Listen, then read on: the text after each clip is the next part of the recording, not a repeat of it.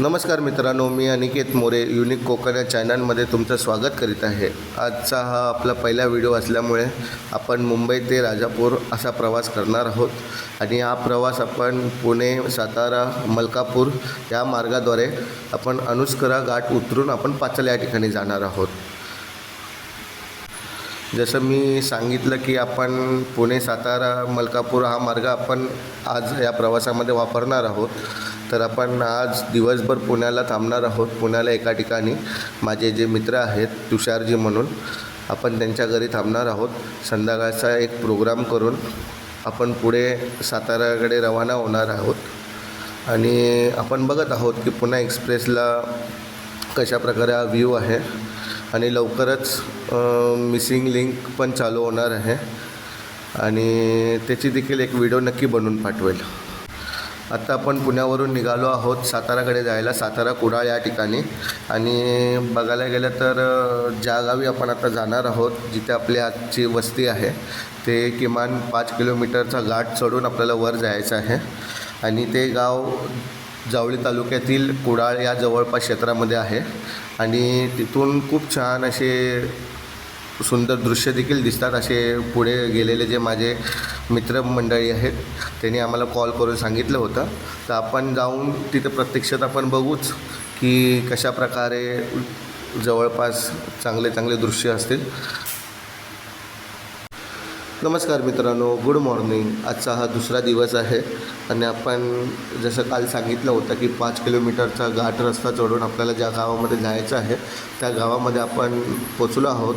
रात्री आपण साधारणतः 12:30-1 वाजता आपण या गावामध्ये आलो होतो आणि आत्ता आपण ज्या घरात थांबलो आहोत त्या घरातून हे सगळं दृश्य दिसत आहे। मागे सर्व छान घरं आहेत आणि ते जवळपास पाचगणी आणि महाबळेश्वर देखील दिसतं। जसा हा डोंगर आपण बघतो आहे ना, हा डोंगर जो आहे तो पाचगणीचा आहे आणि खूप सुंदर असं दृश्य इथून दिसतं आहे। निसर्ग दिसतो आपल्याला। पाचगणी खूप जवळ आहे इथून आणि महाबळेश्वर देखील जवळ आहे आणि महाबळेश्वरच्या इथेच पुढे आपण आलो तर कास पठार देखील आहे। तर फार सुंदर असं दृश्य आपल्याला बघायला मिळते। घराच्या ठीक मागच्या साईडला एक डोंगर आहे, तिथे एक मंदिर आहे।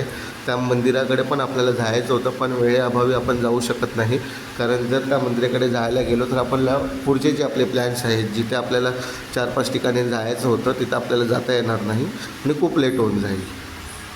आता आपण प्रवासाला सुरुवात केली आहे। आज जवळपास सातारा क्षेत्रामध्ये 5 ते 6 ठिकाणी आपण जाणार आहोत आणि सायंकाळी आपण कुडाळ मोरेवाडी या ठिकाणी आपला कार्यक्रम आहे। तो कार्यक्रम करून आपण पुढे पाचल राजापूर या ठिकाणी जाणार आहोत।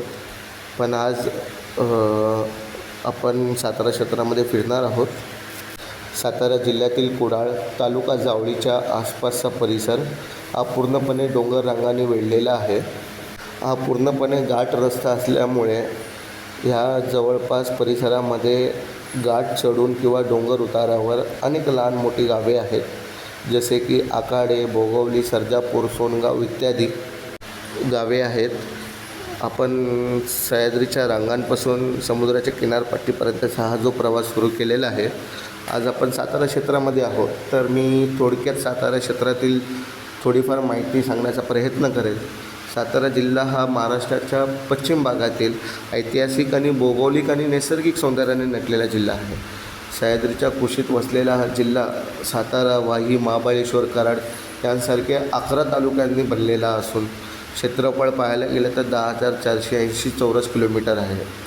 महाबळेश्वरमध्ये स्ट्रॉबेरीसारखे पीक होते, कास पठार आहेत, अजिंक्य तारा आहेत, जे इथे प्रमुख आकर्षणे आहेत। महाराष्ट्राच्या पश्चिमेस भीमा आणि कृष्णा नदींच्या खोऱ्या देखील आहेत। सातारा, वाही तालुका, खंडाळा,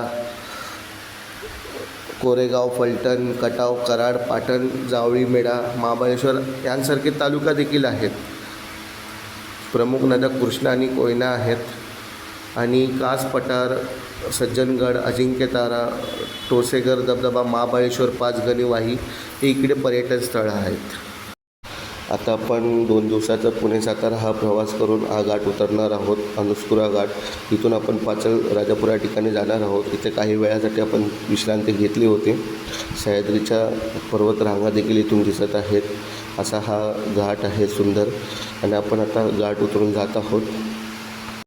जसं आपण घाट उतरून जाऊ आपल्याला एक धरण लागेल, अर्जुन धरण आहे. त्या धरणाचं पाणी बऱ्याच गावांना 12 महिनेही पुरवठा करत असतं. हा घाट आत्ता जसा सुंदर दिसत आहे, रस्ते देखील चांगले आहेत. पूर्वी या घाटातून प्रवास करताना जे कमालीचे ड्रायव्हर असायचे ते या घाटातून प्रवास करत होते. कारण पूर्वी हा घाट खूप डेंजर मानला जात होता. जसा आंबा घाट आहे तसंच अनुस्कुरा घाट देखील हा खूप डेंजर मानला जात होता. आत्ता रस्ते चांगले झाल्यामुळे सहजरित्या हा प्रवास होत आहे. हा माझा पहिला व्हिडिओ असल्यामुळे मी या प्रवासातील काही गमती जमती किंवा निसर्गरम्य परिसर दाखवण्याचा प्रयत्न केला आहे.